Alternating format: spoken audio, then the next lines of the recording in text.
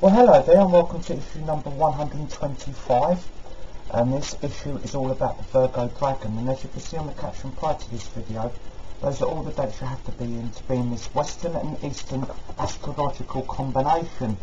If there's any questions, comments about this video, please feel free to drop me a comment on here, a message.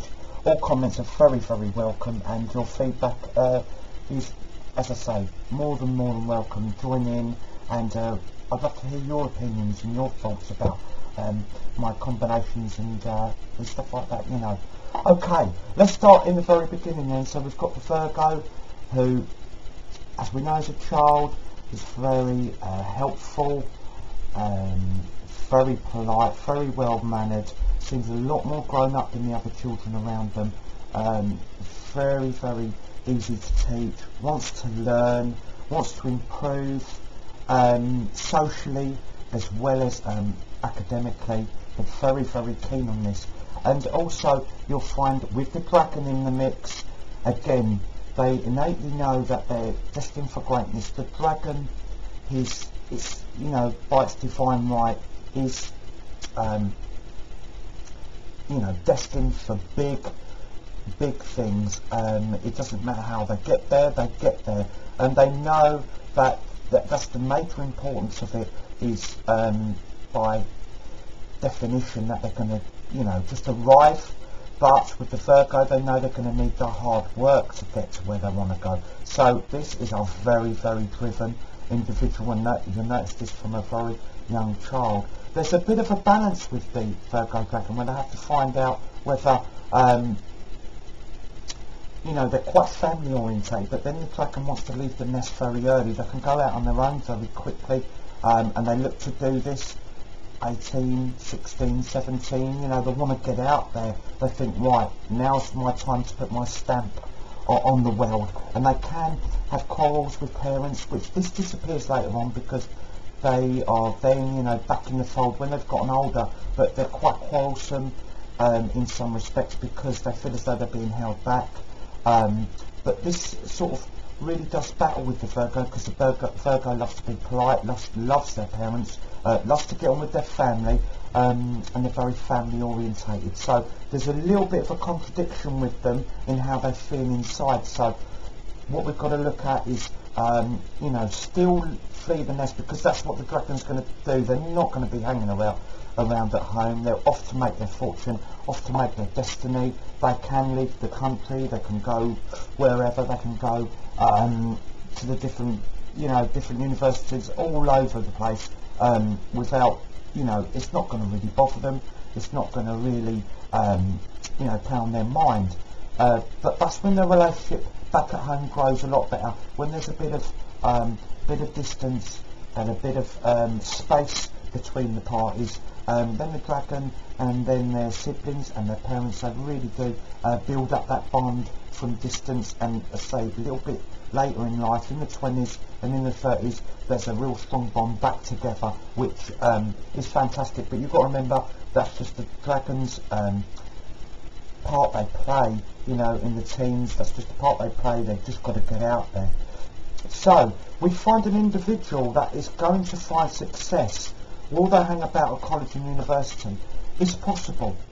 The academic-driven Virgo may possibly be able to persuade the dragon inside them to say, let's hold on for another year, but really they want to get out there. They could start from the bottom, that they're going to be taking this company. That's it. So they don't mind. They really don't mind. They've got great charm. They've got a fantastic work ethic. So, coupled with the dragon, it's a formidable combination, really. They're not frightened to put in an stupid amount of hours as well to really state their claim. They don't care. They will be there, getting sometimes 6-7 hours sleep a day, and then straight back to work. They will do it because they know for the bigger thing what's waiting for them. So we have to look at this person as sometimes is what they are really sort of can sometimes nag at them, because sometimes their thirst for succession, to succeed, can really make them hard on themselves. Sometimes they can have sleepless nights, insomnia can plague this combination, because sometimes they're thinking, I should be doing better. They really can't do any more, but they do plague themselves. They're very hard on themselves, thinking, I should be doing more, I should be doing better. But it's physically impossible. You know, at the end of the day, they are in the human shell. Their mind is very much as though they're this organism that is far beyond the human restraints of like eating and sleeping, but they can't do any more, and they can risk burnout and really you know, smashing themselves and their body through just pushing too hard. You know, be a little bit easier on yourself.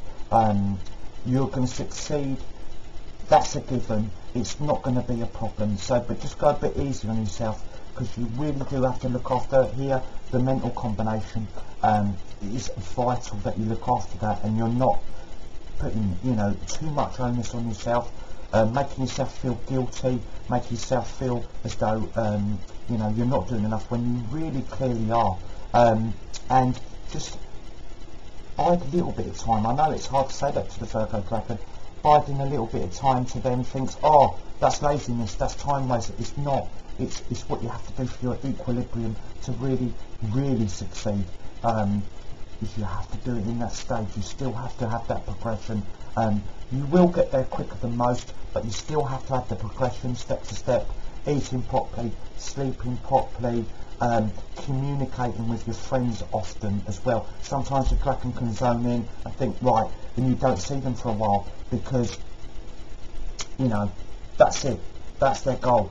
But, you know, opening up, the Virgo loves their friendships, having days where they just have a complete relax, where they say, right, today it's the cinema and it's eating out with my friends, and that's it. I'm not going to, you know, think of work anymore, and that's it for today. They have to have many days like that, just in between those excessive amount of hours they're doing and that excessive pressure they put themselves under. If we look at them in relationships, well, the career sometimes can mask the need for a relationship, but I really think it's so pivotal for the dragon to get in relationships quite young, because it's a settling influence, and it's that somebody to feed off, to say, look, slow down a little. And the dragon will listen to their partner a little. The dragon needs to talk, needs to express, and not be inward, so that they need that right partner who's going to take it all on board. And plus, you know, give them little snippets as well. Say, look, let's check back a little. Let's give yourself a breather. And the signs we have to look for that. Well, with the dragon, we have to look for the rat, because they are companions in so many ways. The rat, very dedicated. We spoke about their dedication, and it really is, they zone in on their partner. They really do. They will love the passion of the dragon, and equally the dragon will feel so secure with the rat, like, they're thinking just of me. So they do start to listen to a little bit of advice. Plus, rats are brilliant listeners as well. You know, I know they can be quite, you know, talkative and first here, first there, but they are great listeners. So they really are a fantastic match, and I really like these to get together early, because it helps both each other, you know, equally the same, because as we've noticed with the rat, a little bit promiscuous in young days, but it settles with the dragon. It feels, I finally met somebody who I can zone in, who can take on board my affection and really heap it back at me as well.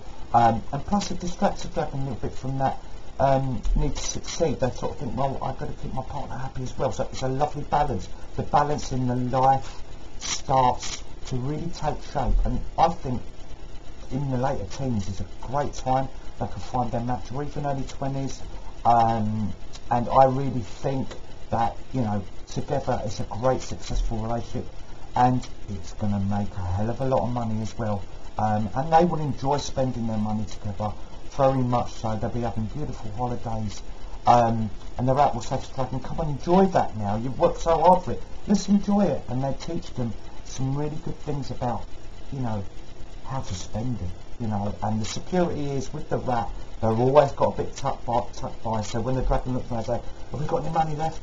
The rat will always say, yes, we have. So that's fantastic union. So let's look for the rats under Scorpio, Capricorn, Taurus and Cancerian. They are the top rats to be meeting. Also, let's look for the monkeys. The monkeys, again, okay, they can be a little bit helter-skelter, but they thrive off the energy of the dragon. They're very innovative in ideas together.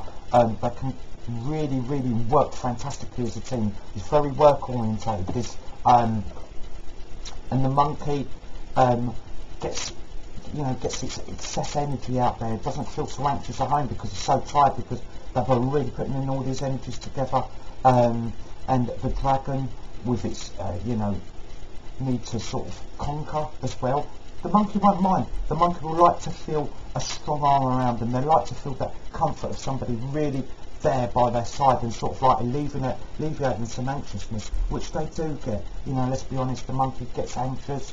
The dragon's there calming it all down, saying, look, you're with me, you're with the pinnacle, forget that. And the monkey does feel secure, which that's a very hard thing for them to feel. That's a great combination. So let's look for your Scorpio monkeys, your Capricorn monkeys, your Taurian monkeys, and also your Cancerian monkeys. You will not go wrong, and as I say, very, very, very solid. The ones we have to avoid, and this is for both signs really, are dogs and dragons.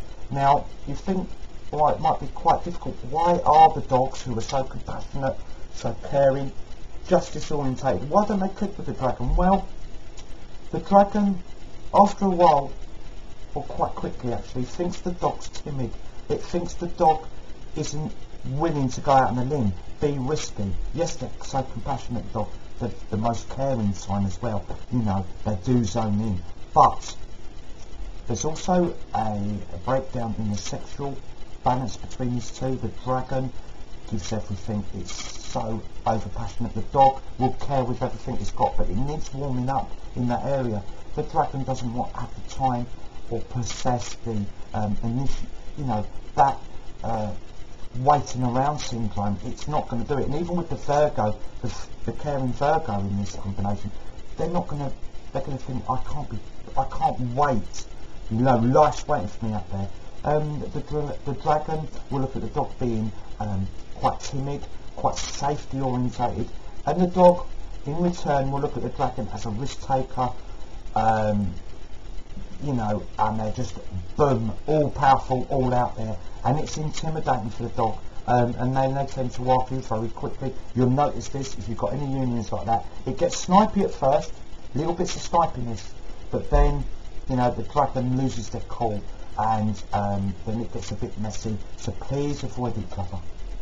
Okay, thank you for listening, and as I say, only health note here is burnout, so be very careful and have them days where you say, right, work's to one side today, this is enjoyment day. As long as you do that, you keep a healthy mind and you stop yourself from absolutely blitzing your whole body. Okay, thank you for tuning in. Please join me for the next one. Thank you.